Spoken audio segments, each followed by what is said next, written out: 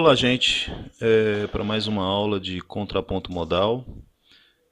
E hoje a gente vai falar sobre as consonâncias perfeitas, tá? As consonâncias perfeitas, obviamente, diferente das dissonâncias, né? Elas não causavam estranheza para o ouvinte na época do Renascimento, né?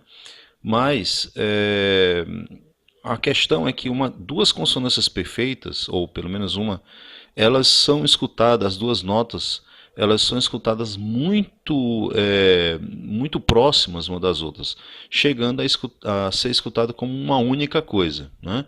Então, uma quinta, principalmente a oitava, né? Ou, obviamente, o uníssono, né? Muitas vezes se escutava como uma única coisa, no caso, a quinta e a oitava. Daí a necessidade de se tratar as consonâncias perfeitas de uma maneira específica para evitar que as vozes percam a sua independência, né? Ou seja, perca a ideia que são duas vozes e não apenas uma. Tá? Então, a gente começa aqui mostrando um dos erros mais comuns que ocorre no uso das consonâncias perfeitas, que é as consonâncias perfeitas em paralelo, né? Nesse caso aqui, são duas quintas paralelas, tá? Então, eu tenho uma quinta aqui e eu tenho outra quinta aqui. Tá certo? Uma forma de você identificar fácil isso, né, é você sempre, quando construir um contraponto, tá, você colocar aqui entre as vozes, tá, o número que indica o intervalo harmônico. Tá? Então, por exemplo, aqui é uníssono, né? Coloquei uma, aqui é uma quinta, coloquei o 5. E isso facilita por quê? Porque você consegue visualizar mais facilmente a quinta paralela ou a oitava paralela, etc. Tá certo? Além de outras coisas também. Então, esse aqui, por exemplo, vai ser considerado um erro, e neste caso um erro até considerável, né? Assim, não seria interessante realmente fazer isso, por quê? Porque há uma perca de independência das vozes, e neste caso, a independência da voz é uma característica muito importante para o contraponto modal, tá certo? Então, nem quinta, nem oitava paralela. Bom, outro caso também é este caso aqui, tá? Onde você tem quintas, neste caso, sempre ocorrendo no primeiro tempo aqui dos compassos, ou neste outro caso, as oitavas acontecendo no início dos compassos, tá? Tanto esse caso quanto aquele caso, certo? Quintas no primeiro tempo, oitavas no primeiro tempo, também não são interessantes. Por quê? Porque isso vai ser ouvido, tá? O nosso ouvido ele vai conseguir conectar facilmente essas duas quintas aqui, tá? E assim vai realizar, vamos dizer assim, uma operação mental, né?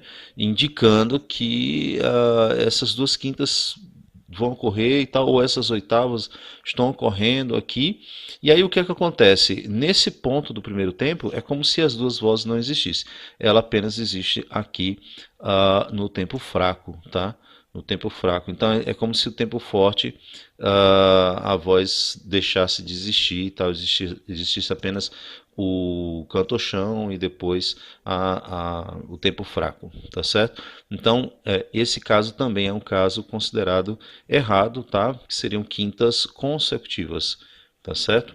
Então, isso também é considerado errado. Dentro dessa perspectiva, da mesma perspectiva que aqui está, tá? Nós temos esse outro caso aqui, esse último caso aqui, tá certo? Que é o seguinte, é quando os intervalos perfeitos, né, ocorrem no mesmo tempo do compasso em compasso subsequente. Então, por exemplo, aqui você tem no segundo tempo do compasso uma quinta, tá? No segundo tempo ocorrendo uma quinta e aqui novamente uma quinta no segundo tempo, tá? Então, isso também deve ser evitado, tá bom? Isso também deve ser evitado porque, como eu disse, reduz a independência das vozes, tá?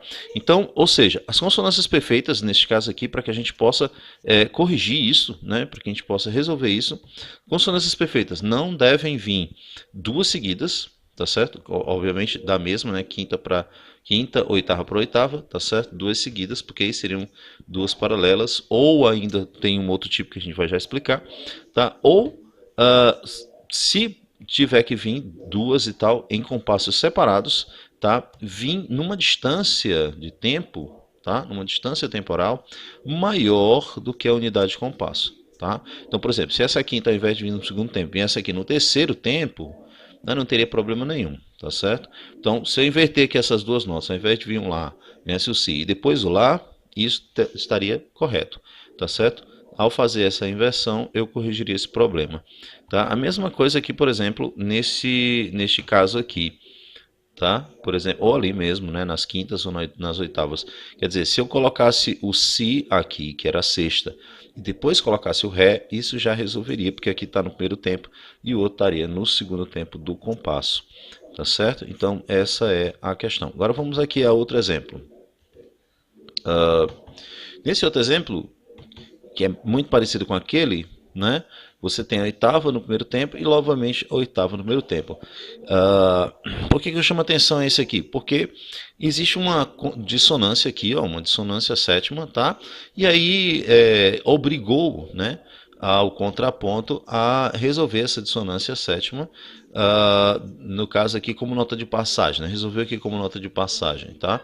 Então assim, às vezes o que acontece, você está construindo bem a parte melódica, né? Melodicamente você está construindo bem, quer dizer, colocou a sétima direitinho, nota de passagem, etc e tal, só que não percebeu que harmonicamente tinha problema, tá?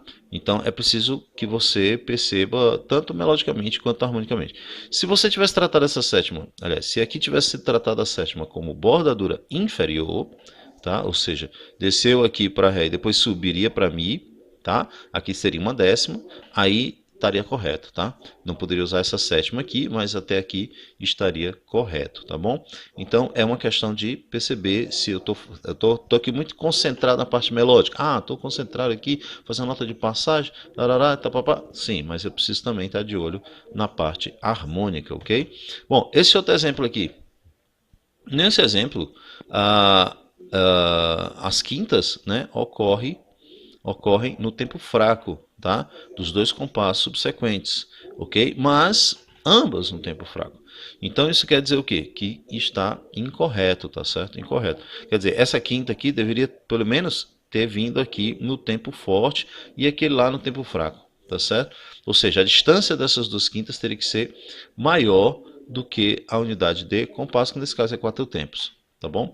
Tem outro erro também nessa situação, é essa quarta aqui no tempo forte, tá? Sendo tratada como nota de passagem, mas nota de passagem não ocorre em tempo forte, principalmente nessa espécie, que seria a segunda espécie, né?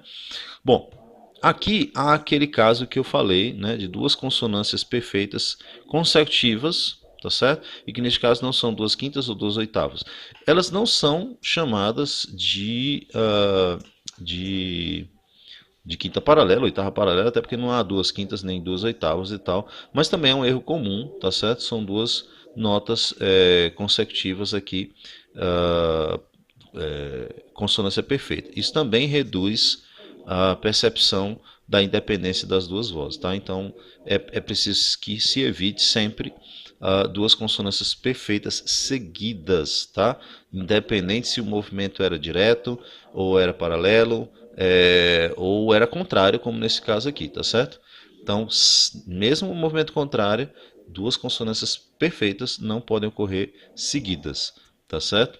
Bom, olhemos agora aqui um outro caso, tá certo? Que também está, que neste caso aqui é uma exceção às regras anteriores, tá? Uma exceção às regras anteriores. Por quê? Porque eu tenho duas quintas aqui ocorrendo subsequente, aqui no mesmo compasso. Isso aqui é importante, tá? Tem que estar no mesmo compasso. Então, neste caso aqui, é possível realizar isso aqui, por quê? Porque entre as duas quintas, você tem uma única nota, e neste caso sendo tratada como bordadura, tá? E neste caso bordadura inferior, tá certo? Então, neste caso aqui uma dissonância, bordadura inferior, uma única nota e tudo. Isso aqui é uma exceção, isso aqui pode ser utilizado, não é um erro, tá?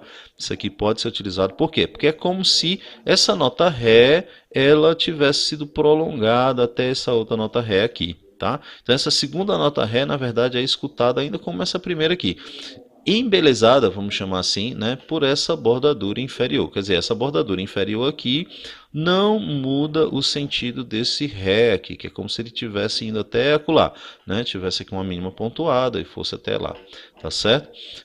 E, obviamente, isso só pode ocorrer a partir da terceira espécie, terceira, quinta espécie, etc., né? Porque tem que estar no mesmo compasso, então na segunda espécie não é possível colocar no mesmo compasso, nem na quarta espécie, né? Na quinta é possível, né? Porque eu posso usar uma cocheia, posso usar um ponto aqui de aumento, etc., tá certo?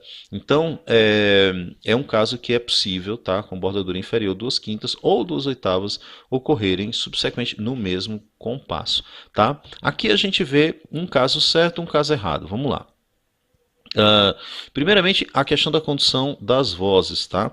A voz do contraponto sobe e a voz do canto chão desce, né? Para alcançar essa quinta aqui. Então, essa quinta aqui é alcançada da maneira correta. Qual é a maneira correta de você realizar uma consonância perfeita? É alcançá-la por movimento contrário. Tá certo? Alcançá-la por movimento contrário. Por quê? Porque nem o paralelo, nem o direto são possíveis, tá certo? São interessantes. No caso, você alcançando apenas pelo movimento contrário é que ele é aceitável, tá? Consonância perfeita é aceitável apenas dessa forma, pelo movimento contrário. Então, aqui está o movimento contrário. Está subindo, está descendo, tá tudo direitinho, alcançou essa quinta. Entretanto, essa quinta aqui, tá? Embora ela esteja sendo alcançada de forma correta, ela está no tempo forte e tem já uma outra quinta aqui nesse compasso, também no tempo forte. Então, isso caiu naquele erro lá de 2/5, tá certo? No tempo forte. Então, essa quinta estaria errada por conta disto, tá? Mas essa oitava também foi alcançada por movimento contrário, tá vendo? Sobe e aqui desce, tá certo? Alcançada por movimento contrário, tá? Sobe e desce e tal, direitinho, tá? Movimento contrário. E eu não vi nenhuma outra oitava para trás, tá? Num outro compasso subsequente, aliás, anterior. Então, eu tenho uma quinta, aqui oitava, então essa oitava não tem problema, tá certo? O problema seria se aqui, ao invés da sexta, eu tivesse a oitava, porque eu teria quinta e oitava, e aí entraria naquelas duas consonâncias perfeitas seguidas, tá certo? Neste caso eu tenho uma sexta e depois a oitava, tá bom? Então essa sexta ela quebra assim a sonoridade da consonância perfeita, né, para voltar aqui.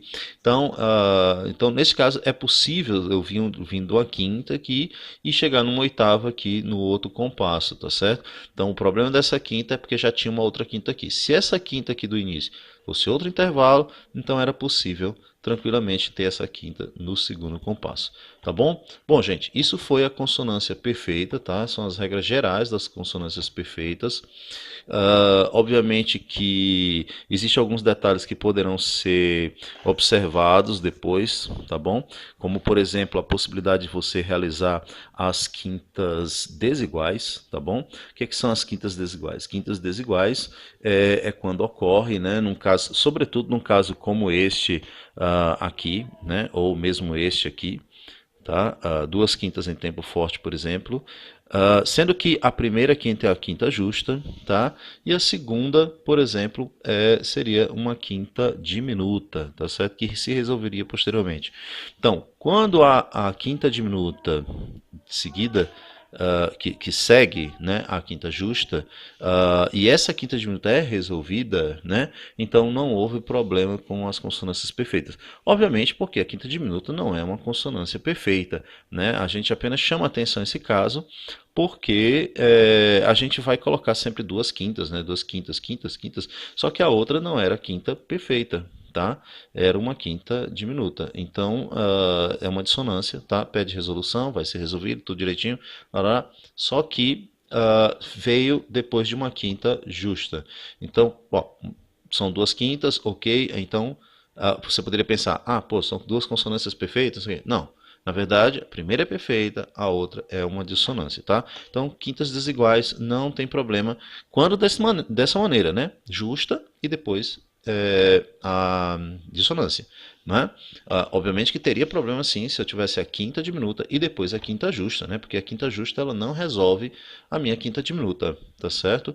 A minha quinta diminuta tem que ser resolvida de uma maneira convincente, tá certo?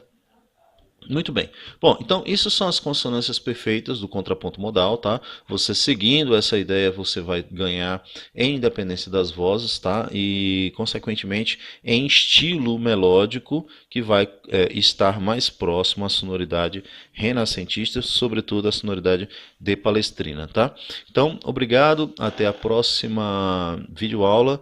Tá bom? E pratique que vocês com certeza vão conseguir construir melodias muito interessantes, ok? Obrigado, até lá.